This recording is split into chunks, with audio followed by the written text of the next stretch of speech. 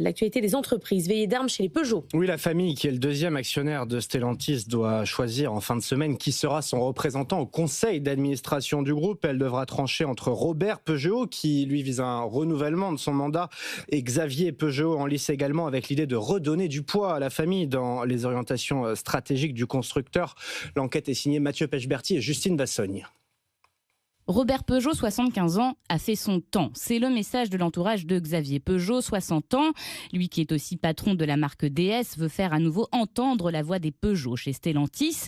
Un de ses proches constate sur la fusion avec Opel, sur celle avec Fiat Chrysler, la famille Peugeot n'a pas eu son mot à dire. Tout a été décidé par Carlos Tavares. Robert Peugeot s'est fait discret car il regarde Stellantis comme un actionnaire alors que Xavier veut peser sur les décisions stratégiques au moment où Antonio Filosa élabore sa nouvelle feuille de route.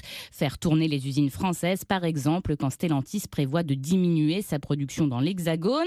Si Robert Peugeot reste favori, la famille, pour ne froisser personne, réfléchit à partager le mandat en deux, 1 an pour Robert, 1 an pour Xavier. Le conflit entre les deux cousins met en tout cas les Peugeot mal à l'aise. Il fait tâche un avis partagé par BPI France. On ne commente pas les affaires de famille, explique le troisième actionnaire du groupe, alors que Stellantis fait face à d'immenses défis pour se redresser.